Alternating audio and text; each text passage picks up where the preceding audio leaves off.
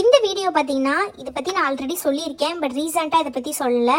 ப்ரெக்னென்சிக்கு try பண்ணுறவங்க, எனக்கு marriage இப்போ தான் இருக்குது, நான் இப்போ தான் ட்ரை பண்ண ஆரம்பிச்சிருக்கேன், இல்லை ட்ரீட்மெண்ட்டில் இருக்கேன், இந்த மாதிரி இருக்கவங்க எல்லாருமே கண்டிப்பாக இதை தெரிஞ்சுக்கோங்க. இல்லை நாள் தள்ளி போயிடுச்சு, நான் ப்ரெக்னென்சி டெஸ்ட் பண்ண போகிறேன் அப்படின்றவங்களும் கண்டிப்பாக இந்த விஷயம் தெரிஞ்சுக்கோங்க. ஃபியூ டேஸ்க்கு முன்னாடி பார்த்தீங்கன்னா ஒரு சிஸ்டர் வந்து கமெண்ட் பண்ணியிருந்தாங்க. அவங்க என்ன சொல்லியிருந்தாங்க அப்படின்னா, எனக்கு ப்ரெக்னென்சி வந்து பாசிட்டிவ் ஆயிடுச்சு, எனக்கு வந்து நல்லா டபுள் லைன் வந்துச்சு. ஆனால் என்னோட அத்தை வந்து சொன்னாங்க, இப்போ வந்து ஹாஸ்பிட்டலுக்கு போக வேணாம், 3 மாதம் முடிஞ்சதுக்கப்புறம் போகலான்னு சொன்னாங்க. நானும் 3 மாதம் முடிஞ்சதுக்கப்புறம் போகலான்னு வெயிட் பண்ணேன். ஆனால் எனக்கு வந்து நான் ஃபுல் பீரியட்ஸ் ஆகிடுச்சு, இப்போ நான் என்ன பண்ணுறது அப்படின்ற மாதிரி கமெண்ட் கேட்டிருந்தாங்க. இந்த தப்பை கண்டிப்பாக பண்ணாதீங்க. நானும் இது நிறைய பேர் கமெண்ட்டில் சொல்லி கேள்விப்பட்டிருக்கேன். உடனே ஹாஸ்பிட்டல் போவேனான்னு சொல்கிறாங்க, அம்மா சொல்கிறாங்க, மாமியார் சொல்கிறாங்க, இல்லை தெரிஞ்சவங்க சொல்கிறாங்க. உடனே ஹாஸ்பிட்டலுக்கு போகிறது நல்லது கிடையாது. அவங்க வந்து உடனே ஸ்கேன் பார்ப்பாங்க. அந்த ஸ்கேன் பார்க்கும்போது குழந்தைக்கு ஏதாவது ஆகிடும், இல்லை அந்த டேப்லெட்ஸ் போடும்போது ஏதாவது ஆகும்னு சொல்கிறாங்க. நான் 3 மாதம் முடிஞ்சு போகலாமா, இல்லை எப்போ போகலாம், 2 மாதம் கழித்து போகலாமா, 2 மாதம் கழிச்சு போனால் தான் ஹார்ட் பீட் தெரியுமாமே, ஃபஸ்ட்டு ஸ்கேனில் போனால் ஹார்ட் பீட் தெரியாதாமே, இந்த மாதிரி நிறைய பேருக்கு டவுட்ஸ் வருது. கண்டிப்பாக தெரிஞ்சுக்கோங்க, உங்களுக்கு என்னைக்கு டபுள் லைன் வருதோ, கிட்டில் ஓரளவு 2வது கோடு பிங்காக தெரிஞ்சிருச்சு, லேசாக பிங்காக வந்துருச்சுனாலே நீங்கள் பாசிட்டிவ்னு அர்த்தம். நேராக ஹாஸ்பிட்டலுக்கு போயிடணும். கண்டிப்பாக ஹாஸ்பிட்டலுக்கு லேட் பண்ணாமல் போகணும். அப்போ வந்து இப்போ வீட்டிலே இருந்தால் ஏதாவது ஆகிடுமா அப்படின்னு கேட்டிங்கன்னா நான் அந்த மாதிரிலாம் சொல்ல மாட்டேன். ஆனால் ஹாஸ்பிட்டலுக்கு போகிறது எதுக்கு நல்லதுன்றதை ஃபஸ்ட்டு நீங்கள் தெரிஞ்சுக்கோங்க. இப்போது நீங்கள் ஒரு ஏர்லி ப்ரெக்னென்சியில் இருக்கீங்கன்னு வச்சுக்கோங்க, அதாவது 40 நாள் 35 நாள்னால் அப்போ தான் உங்களுக்கு கரு வந்து பதிஞ்சிருக்கும். அப்போ வந்து ப்ரெக்னென்சி ஸ்ட்ராங் ஆகிறதுக்கு உங்கள் உடம்புக்கு தேவையான சத்து மாத்திரை வந்து டாக்டர் கொடுப்பாங்க. இன்னொன்று என்ன அப்படின்னா, உங்களுக்கு கரு பதிஞ்சிருக்கா, அது கர்ப்பப்பையில் தான் பதிஞ்சிருக்கா, இல்லை டியூப்பில் பதிஞ்சிருக்கா அப்படின்றத பார்ப்பாங்க. இது ரெண்டுக்கும் தான் ஃபஸ்ட்டு செக்கப் ரொம்ப ரொம்ப ரொம்ப முக்கியம். நீங்கள் நினைக்கிற மாதிரி ஹார்ட் பீட் பார்க்குறதுக்கு உடனே ஃபஸ்ட்டு ஸ்கேனில் ஹார்ட் பீட் வராதுன்றது டாக்டருக்குமே தெரியும்.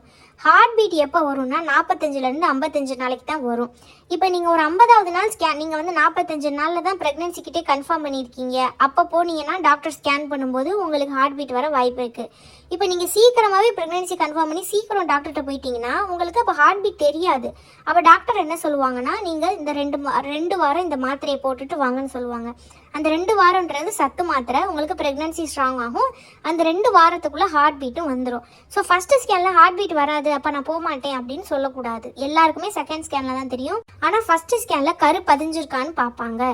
டியூப்பில் இல்லை அப்படின்றத கன்ஃபார்ம் பண்ணிக்கிறதுக்கு தான் அந்த ஸ்கேனு. அதுக்கப்புறம் அவங்க கொடுக்கக்கூட மாத்திரை எதுக்கு அப்படின்னு பார்த்தீங்கன்னா, குழந்தை வந்து ஸ்ட்ராங் ஆகிறதுக்கு. இப்போது நீங்கள் வந்து ஒரு ஹெல்தி டயட் எடுத்து ப்ரெக்னென்ட் ஆகிருக்கீங்கன்னா ஒன்றும் பிரச்சனை இல்லை. இப்போ வந்து நார்மலாக நம்ம ஒரு எப்படி சொல்கிறது, இப்போ நான் என்ன டேப்லெட் வந்து 10 மாதத்துக்கு டாக்டர்ஸ் வந்து கொடுக்குறாங்க. ஸோ ரொம்ப ரொம்ப முக்கியம், ப்ரெக்னென்சி கன்ஃபார்ம் பண்ண உடனே ஹாஸ்பிட்டலுக்கு போங்க, அவங்க கொடுக்குற மாத்திரை போடுங்க. அந்த மாத்திரைனால எதுவுமே ஆகாது, குழந்தை ஸ்ட்ராங்காக தான் ஆகும். அதுக்கப்புறம் இன்னொன்று என்னென்னா, நான் சொன்ன மாதிரி ஸ்கேன் பண்ணுறனால, ஏர்லி ஸ்டேஜில் ஸ்கேன் பண்ணுறனால ஏதாவது பிரச்சனை ஆகுமான்னு கேட்டிங்கன்னா கண்டிப்பாக கிடையாது. சில பேருக்கு இன்னொன்று என்ன பயம் வரும் அப்படின்னா, வெஜைனல் ஸ்கேன் வந்து பண்ணுவாங்க. ஒரு ஸ்டிக்கு மாதிரி உங்களோட பெண்ணுறுப்பில் வச்சுட்டு லேசாக உள்ளே விட்டு ஸ்கேன் பண்ணுவாங்க, ஏர்லி ஸ்டேஜில் பண்ணுவாங்க. இது உள்ளே விடுறதுனால குழந்தைக்கு ஏதாவது பிரச்சனை ஆகுமான்னு டவுட் வரும். கிடையவே கிடையாது. அவங்க ரொம்ப லேசாக நுனியில் தான் வைப்பாங்க, உள்ளே வந்து உங்களுக்கு அப்படியே குத்துற மாதிரி அதெல்லாம் பண்ண மாட்டாங்க. குழந்தை வந்து கர்ப்பப்பை சுவரில் இத்தினூண்டாக இருக்கும், புள்ளி மாதிரி தான் இருக்கும். அப்போது ஸோ இவங்க எங்கே ஸ்டிக் விடுவாங்கன்னா, இவங்க உங்கள் வெஜைனல் பகுதியில் மேலாப்பில் தான் வைப்பாங்க. அது அந்த அளவுக்கு பெயினாக கூட இருக்காது உங்களுக்கு. அந்த ஸ்டிக்கு மாதிரி வச்சு ஸ்கேன் எடுக்கிறதுனால பிரச்சனையான்னு கேட்டிங்கன்னா கண்டிப்பாக கிடையாது.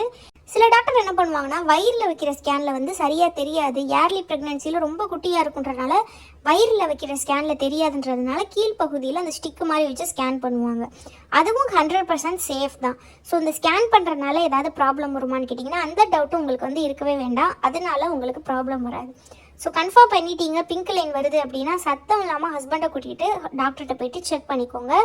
நீங்கள் வந்துட்டு வேணான்னு சொல்கிறாங்க, இப்படி சொல்கிறாங்க, அப்படி அதெல்லாம் வந்து பயமுறுத்தாதீங்க. டேப்லெட் போடுறதுனால உங்களுக்கு மிஸ்கேரேஜ் ஆக வாய்ப்பே கிடையாது. ஸோ இதுக்காக தான் இந்த வீடியோ. உங்களுக்கு வேறு ஏதாவது டவுட் இருக்குன்னா கமெண்ட்டில் கேளுங்க.